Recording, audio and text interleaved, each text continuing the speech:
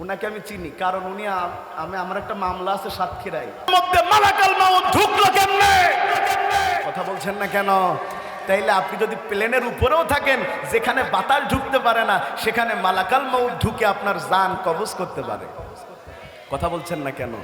আহা, আমরা সবাই জানি মরা লাগবে, কিন্তু মরার প্রস্তুতি তো নাই। যদি মরার 1 মিনিট আগেও 10 লাখ টাকা মেরি খাওয়ার সুযোগ থাকে, তা মনে করে মেরি তারপর মরি। কথা বলেন না কেন?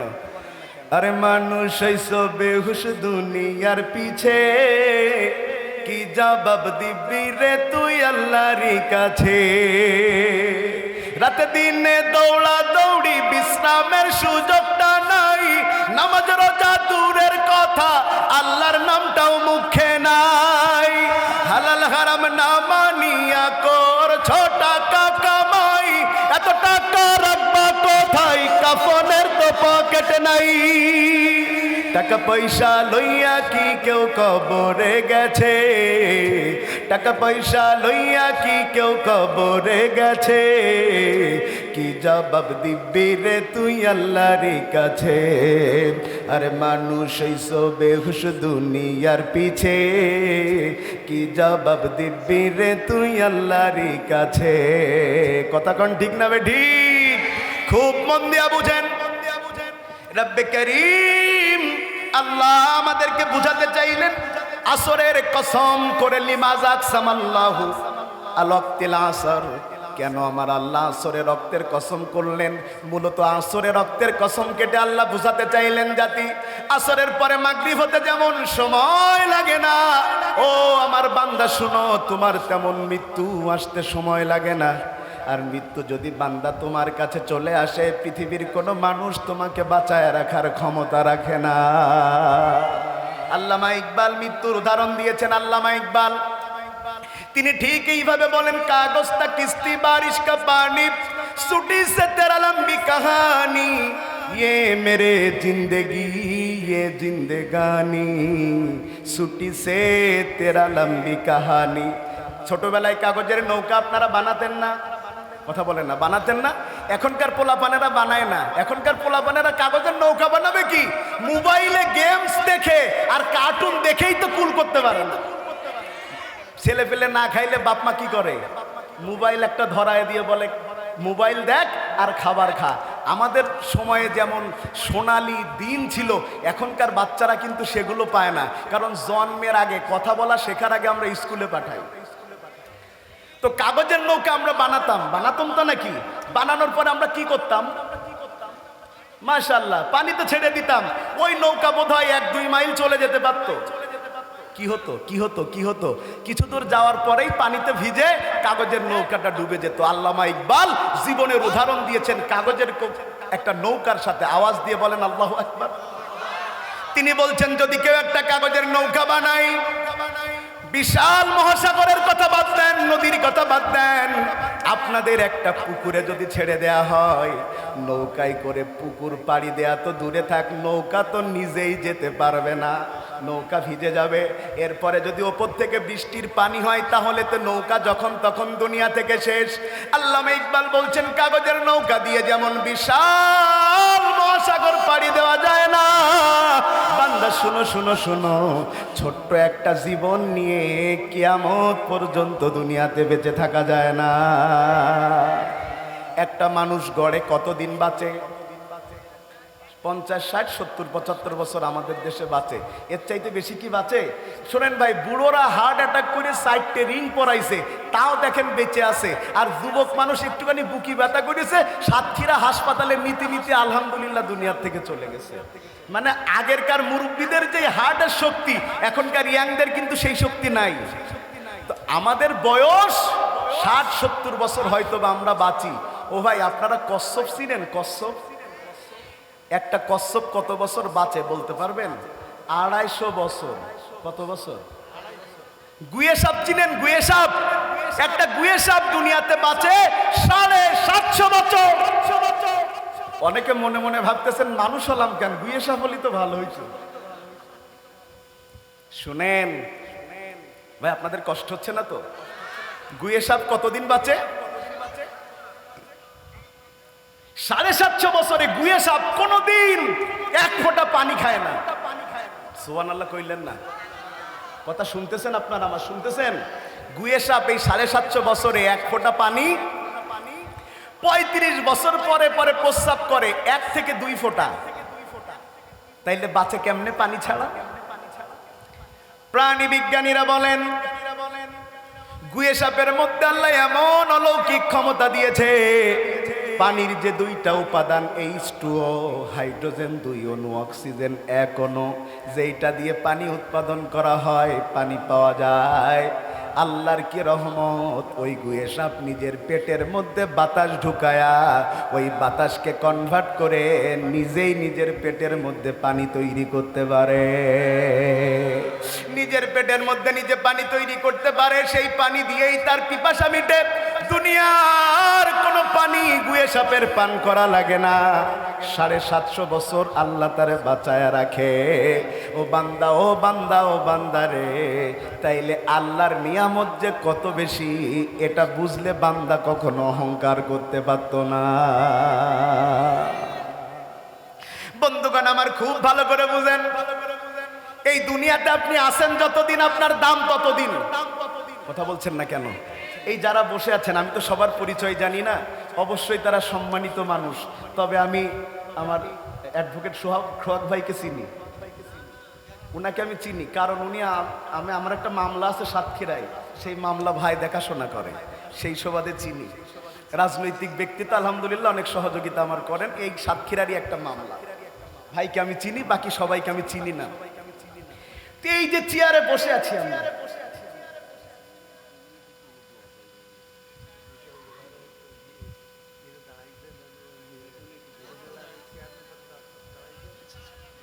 আল্লাহ চাইলে ওই চেয়ার থেকে নামায়া অপমানের সর্বনিম্ন পর্যায়ে আল্লাহ আপনাকে পৌঁছায় দিতে পারে। এটাকে কি বলে? এটাকে বলে সময়ের এক ফোঁড় অসময়ের। তাইলে সময়ের দাম আছে? আমি কিন্তু এখনো সময়ের আজ করতেছি, ওয়াল আসর, কিসের কসম? সময়ের কসম। খুব মন দিয়া বুঝেন, আপনি আছেন যতদিন দাম আছে ততদিন। 5 তলা বাড়ি আপনি করেছেন, কত কষ্ট হয়েছে আপনি জানেন। ব্যাংক থেকে লোন করেছেন, টাকা পরিশোধ করতে গিয়েছেন, মন আপনার, লোন পরিশোধ করতে পারেন না, চিন্তায় হার্ট অ্যাটাক পর্যন্ত করেছেন। যেই মানুষটা এত কষ্ট করে 5 তলা বাড়ি আপনি করেছেন, আপনি মারা যাওয়ার পর এবার আপনার লাশ কি ওই 5 তলা ঘরে রাখবে না বাইরে রাখবে? জোরে বলেন, কোথায় রাখবে? বাইরে রেখেছে। রাখবার পরে আত্মীয় স্বজন আপনারে ঘিরে ধরে রেখেছে। হঠাৎ করে বৃষ্টি চলে এসেছে, বৃষ্টি, আহারে আপনার পাশে বসা যেই ছেলেটা কাঁদছিল সেও ঘরে চলে গেছে, আপনার স্ত্রী কাঁদছিল সেও ঘরে চলে গেছে, আপনার যে ভাই সেও ঘরে চলে গেছে। সবাই বলছে সবাই ঘরে যাও, লাশটাকে ঘরে তুলো। কেউ এই কথা বলে না, বরং বলে একটা পলিথিন দিয়া ওই লাশের খাটিয়াটাকে তুমি ঢেকে রাখো। বান্দারের সময়ের কি দাম, বান্দারের জীবনের কি দাম। মরার আগ পর্যন্ত তুমি কারোর ভাই ছিলা, মরার আগ পর্যন্ত তুমি কারোর বাবা ছিলা, চাচা ছিলা। আজকে তুমি মরে গেছো, তোমার একটাই পরিচয়, তুমি লাশ। কথা বলছেন না কেন? একটাই পরিচয়, তুমি লাশ। তুমি মেম্বার ছিলা, তুমি চেয়ারম্যান ছিলা, তুমি এমপি ছিলা, তুমি প্রধানমন্ত্রী ছিলা। এটা কেউ বলে না, বলে না যে প্রধানমন্ত্রীকে কবরে নামাও, বলে যে লাশটাকে কবরে নামাও। মানুষ জীবনের তো কোনো দাম নাই, কোনো দাম নাই, কিন্তু সময়ের দাম আছে, সময়ের দাম আছে। বুঝেন সময়ের দাম আছে কেমনে? ভাই আপনাদের কষ্ট হচ্ছে না তো? শুনবেন কতক্ষণ? সারা রাত, ফজরের সময় পুরা কাজ। সাতক্ষীরার একটা ছেলে চাকরি পেয়েছে দিনাজপুরে। কোথায়? কথা শুনতেছেন? দিনাজপুরে ইন্টারভিউ দিলে ওই দিন তার চাকরি কনফার্ম হবে। সে দিনাজপুরে যাওয়ার সহজ উপায় হিসাবে ট্রেনের টিকিট করেছে। কিসের? ট্রেনের টিকিট করবার পর যশোর থেকে সে ট্রেনে উঠবে। ট্রেনটা ছেড়ে যাওয়ার কথা সকাল 8টা 45 মিনিটে। কয় মিনিটে? সে বের হয়েছিল ঠিক টাইমে, কিন্তু বাস লেট করেছে। সে ঠিক যশোর রেল স্টেশনে পৌঁছাইছে 8টা 46 মিনিটে। ট্রেন ছাড়বে কয় মিনিটে? সে পৌঁছিয়েছে কয় মিনিটে? লেট হয়েছে কয় মিনিট? ট্রেনটা চলে গেছে। তার দিনাজপুরে পৌঁছানো আর হয়নি, চাকরিটাও পাওয়া হয়নি। সময়ের 1 মিনিটের যে কি দাম কেউ না বুঝলেও ওই ছেলেটা বুঝে। কথা ঠিক? ছাত্র পরীক্ষা দিচ্ছে, ছাত্র পরীক্ষা দিচ্ছে, আর যদি 4টা 5টা মিনিট পাই বাকি মার্কগুলো দিতে পারলে সে A+ পাবে। কিন্তু তার প্রশ্ন কমান সময় নাই। টিচার যখন খাতা কেড়ে নিয়ে যাচ্ছে বলছে স্যার পায়ে ধরি 2টা মিনিট সময় দেন। স্যার বলছে ঘন্টা পড়ে গেছে, সময় দেয়া যাবে না। খাতা নিয়ে চলে গেছে, ছাত্রটা লিখতে পারে নাই, এজন্য A+ পায় নাই। 2 মিনিট সময়ের কি দাম এটা আপনি না বুঝলেও ওই ছেলেটা বুঝে যে 2 মিনিটের জন্য A+ পায় নাই। সময়ের কি দাম তারা বুঝে যারা একবার ক্ষমতায় থাকে আর একবার বিরোধী দলে থাকে। কথা বলছেন না কেন? ক্ষমতায় যখন থাকে তখন তো বীরের ভাব থাকে, নিজের রাজা মনে হয়। ক্ষমতা যখন চলে যায় তখন নিজের প্রজা মনে হয়। যারা 5টা বছর রাজার অবস্থানে ছিল ওরা যদি বিরোধী দলে চলে যায় তখন ওরা বাড়িও থাকতে পারে না, ঘুমাতে পারে না। কথা বুঝাতে পারছি আমি আপনাদের? 5টা বছর সময়ের কি দাম তারা বুঝে যারা ক্ষমতায় থাকার পরে ক্ষমতা চলে যায়। কথা কি বুঝাতে পারছি? সে আল্লাহ বলছেন ওয়াল আসর, সময়ের কসম। তার মানে সময়ের যে কি দাম যে মানুষ বুঝবে না সে জান্নাত পর্যন্ত পৌঁছাতে পারবে না। এবার পরের আয়াতে যাওয়া যাক। আল্লাহ বলছেন ইন্নাল ইনসানা লাফি খুসর। সময়ের শপথ করে, কালের শপথ করে আমি আল্লাহ বলছি দুনিয়ার সব মানুষ ক্ষতিগ্রস্ত। কি গ্রস্ত? এখানে এমন একটা উদাহরণ দিতে যাচ্ছি আপনারা বুঝতে পারবেন আমি কোন কথা বলতে যাচ্ছি। আমরা ক্ষতি চাই না লাভ চাই? এখানে যারা ব্যবসা করেন ক্ষতি চান না নাকি লাভ চান? লাভ তো সবাই আমরা চাই। লাভ যেখানে আমরা আছি, লস আছে যেখানে আমরা নাই সেখানে। কথা ঠিক বুঝে নেবার ভাই আমার। লাভ আর লসের উদাহরণ আমি দিচ্ছি যেটা, সেটা হয়তো আগে শুনেন নাই, আজকে শুনেন। লাভ হচ্ছে 2 প্রকার। বলেন কয় প্রকার? ক্ষতিও হচ্ছে 2 প্রকার। লাভ এবং ক্ষতি এটা 2 প্রকার। একটা হচ্ছে পুরাই ক্ষতি আর একটা হচ্ছে লাভের মধ্যে ক্ষতি। বলেন একটা কি ক্ষতি আর একটা হচ্ছে লাভের মধ্যে ক্ষতি। কেমনে পুরাই ক্ষতি আর লাভের মধ্যে ক্ষতি একটু বুঝাই। সাতক্ষীরার একজন মানুষ একটা ঘের নিয়েছে, বড় একটা ঘের, 15 বিঘার। কয় বিঘা? এই ঘের নিয়েছে, ঘেরে সে চিংড়ি মাছের চাষ করবে। তার তো টাকা ছিল না, ব্যাংক থেকে লোন নিয়ে সে ঘেরটা করেছে। এখন ঘের করার পরে তার এত বেশি বরকত হয়েছে, সে 2 বছরে মাছ বিক্রি করেছে। সেই মাছ বিক্রির লাভের টাকা দিয়ে একটা পিকআপ ভ্যান কিনেছে। কি ভ্যান কিনেছে? বলেন তার লাভের টাকা কোথায়? কথা বলে না। লাভের টাকা কোথায়? পিকআপ ভ্যানে। সে একদিন চিন্তা করলো আমি আমার ঘেরে অন্য মাছ চাষ করব। যত মাছ আছে সব মাছ তুলে নিল, নিয়ে পিকআপ ভ্যানের মধ্যে ঢুকায় দিল। ঢুকায় দিয়ে এবার বলল যাও মাছটা বিক্রি করে আসো। তার লাভ আর পুঁজি এখন কোথায়? মাশাআল্লাহ, কোথায়? এবার মাছ নিয়ে রওনা দিয়েছে। যেতে যেতে যেতে যেতে যেতে যেতে ফরিদপুর সীমাখালী পর্যন্ত পৌঁছেছে বা পদ্মা সেতুর আগে পৌঁছেছে। হরতালকারীরা হরতাল ডেকেছে, তারা মিছিল করছে রাতের বেলায়। হঠাৎ করে পেট্রোল বোমা মেরেছে। পেট্রোল বোমা পড়বে না পড়বে ঠিক। কথা শুনতেছেন? পেট্রোল বোমা যেই না ফেটে গিয়েছে ভাই, গাড়িও পুড়ে শেষ, মাছও পুড়ে শেষ। এখন ওর লাভ লস পুরা না অল্প? কথা বলছেন না? পুরা না অল্প? 2 বছরের পরিশ্রম শেষ হয়ে গিয়েছে, লাভের পিকআপ ভ্যান শেষ হয়ে গিয়েছে। তারপরে যত মাছ ওর ছিল পুঁজি সেগুলো তুলে নিয়েছে, শেষ হয়ে গেছে। শোনেন বান্দা, শোনেন বান্দা, শোনেন আল্লাহর বান্দারা, যারা এই দুনিয়াকে পেতে চায় তারা দুনিয়াকে পায় ঠিক ওই মাছওয়ালার মতো, যারা সামান্য কিছু লাভ হঠাৎ করে দেখতে পায়। এই লাভের কারণে টাকা হয়, পয়সা হয়, ক্ষমতা হয়, কিন্তু এরা সব চিনে যে আল্লাহর রহমতে সবকিছু পেয়েছে সেই আল্লাহকে চিনে না, সেই আল্লাহর ইসলামকে ওরা চেনে না। ওর মাছ যেমন আল্লাহ পুড়িয়ে শেষ করে দিয়েছে, ওই লোকটার আল্লাহ দুনিয়া থেকে সম্মান নষ্ট করে, অপমান করে বিদায় করে দিয়েছে। আমি কি বোঝাতে পেরেছি আপনাদেরকে? 2 নাম্বার লাভের মধ্যে ক্ষতি। 2 নাম্বার কি? লাভের মধ্যে ক্ষতি কি? সাতক্ষীরা শহরে একটা স্যামসাং ফোনের শোরুম আছে তার, প্রতিদিন তার লাভ হয় 2 লক্ষ টাকা। কত?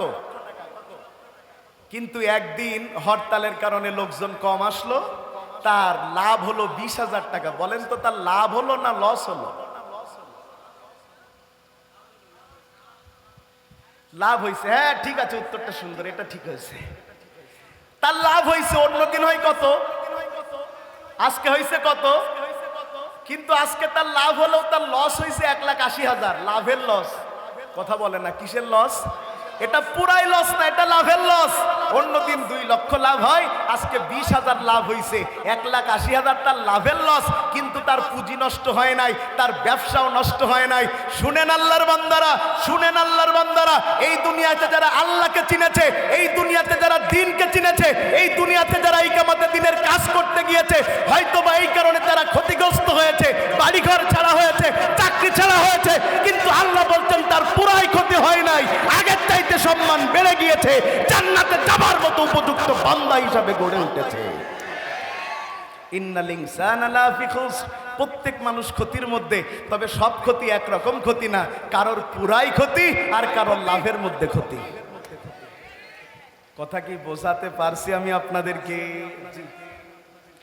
এরপরে আল্লাহ বলছেন ইল্লাল্লাযীনা আমানু ওয়া আমিলুস সালিহাত ওয়া তাওয়াসাউ বিল হাক্কি ওয়া তাওয়াসাউ বিস সাবর।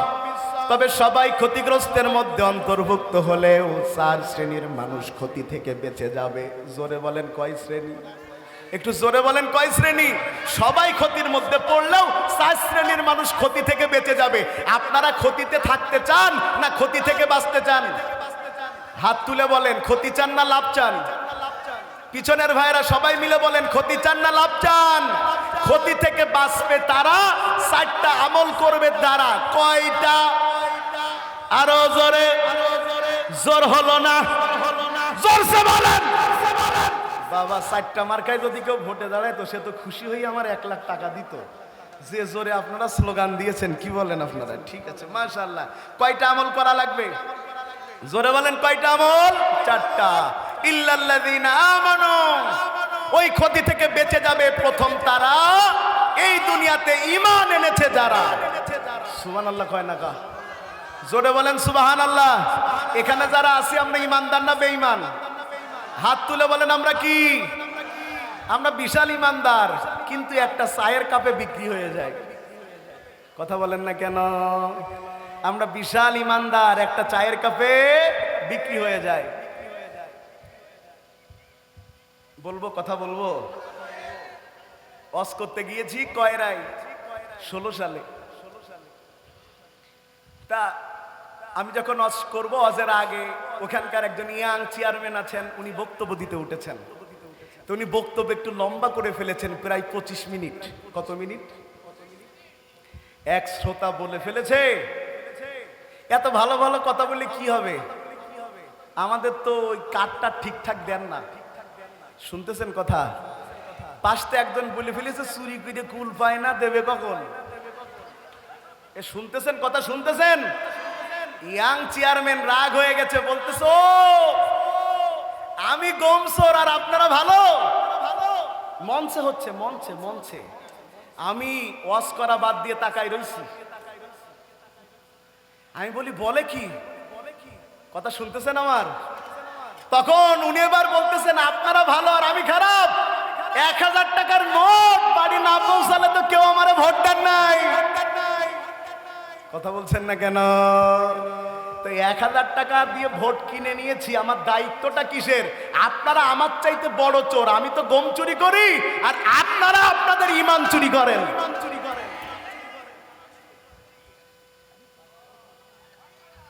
বলতেছেন ইমানদার 5 টাকায় বিক্রি হই, 1000 টাকায় বিক্রি হই, মরার ভয়তে বিক্রি হই, কিন্তু ইমানদার কখনো মৃত্যুকে ভয় পায় না। ইমানদার কখনো মৃত্যুকে ভয় পায় না। তারা প্রয়োজনে জীবন দিতে জানে, তারা হাসতে হাসতে ঢুকে একেবারে মৃত হয়ে চলে আসে, কিন্তু তাদের জন্য জনগণের হৃদয় কাঁদতে থাকে। সে হাসতে হাসতে মরে, কিন্তু জনগণ তার জন্য কাঁদে, কারণ তার হাসির মধ্যে ঈমান রয়েছে। ভাই কথা শুনতেছেন? সব মরণ কিন্তু ভাই একরকম মরণ না। কেউ মরলে মানুষ তার জন্য পাগলের মতো কাঁদতে থাকে। কথা বলছেন না কেন? কেউ কেউ মারা গেলে মানুষ তার জন্য দোয়া করতে থাকে। তার জানাজায় যাবার জন্য জেলে যাবার হুমকি নিতে পারে, তার জানাজায় গেলে রাস্তায় মার খাওয়া লাগতে পারে, গাড়ি ভাঙচুর হতে পারে। এটা সম্পর্কেও নিশ্চিত হবার পরেও তার জানাজায় যাবার জন্য এত বড় ঝুঁকি নেয়। বুঝাতে পারি নাই বোধহয়। আচ্ছা আচ্ছা। আর কিছু মানুষ আছে তারা মরে গেলে মানুষ ইন্না লিল্লাহ না পড়ে আলহামদুলিল্লাহ পড়ে। কথা ঠিক? ফেসবুকে পোলাপান স্ট্যাটাস দেয় একটা উইকেটের পতন ঘটেছে। কিসের পতন? ও বাংলাদেশ আর যুক্তরাষ্ট্রের খেলায় বোধহয় পতন ঘটেছে। কি বলেন আপনারা? শুনেন, এ সমাজে কিছু মানুষ এত খারাপ, কিছু মানুষ আছে তাদের চরিত্র এত খারাপ, মানুষ কুত্তা মারা গেলে কষ্ট পায়, মানুষ কুত্তা মারা গেলে তাও কষ্ট পায়। এই সমাজে কিছু মানুষের চরিত্র কুত্তার চাইতে খারাপ। মানুষ কুত্তা মারা গেলে কষ্ট পায়, এই মানুষগুলো মারা গেলে মানুষ কষ্ট পায় না। ইল্লাল্লাযীনা আমানু, ক্ষতি থেকে বাঁচবে তারা। প্রথম নাম্বার ঈমানদার যারা। আপনারা আমরা সবাই বলেছি আমরা কিদার? ঈমানদার। ঈমানের কাইফিয়াত হচ্ছে সালাসা, তিনটা। ইকরার বিল লিসান, তাসদিক বিল জিনান, আমল বিল আরকান। ঈমানের কাইফিয়াত হলো তিনটা। প্রথম নম্বর হলো মুখে বলা লাগে লা ইলাহা, জোরে বলেন লা ইলাহা ইল্লাল্লাহ মুহাম্মাদুর। এটা যেটা আপনি বলছেন আপনার ঈমানের কাইফিয়াত লা ইলাহা ইল্লাল্লাহ। আচ্ছা, লা ইলাহা ইল্লাল্লাহ বললে কেউ আপনারা মারবে? কেউ মারবে? ওই সার্কিট হাউসের সামনে, পুলিশ লাইনের সামনে আপনি যদি এই লা ইলাহা ইল্লাল্লাহর জিকির করতে থাকেন, কেউ তো মারবে না, বরং বলবে লোকটা বড় আল্লাহওয়ালা। যাওয়ার সময় পকেট থেকে 50-100 যা পারবে আপনার সামনে দিয়ে যে বলবে হুজুর আপেল কিনে খেয়েন। কথা ঠিক? মন দিয়া বুঝেন। আপনি বলছেন লা ইলাহা, কথা বলে না লা ইলাহা। এই কথা বললে আপনারা কেউ মারতেছে, বরং কি করছে? টাকা দিচ্ছে।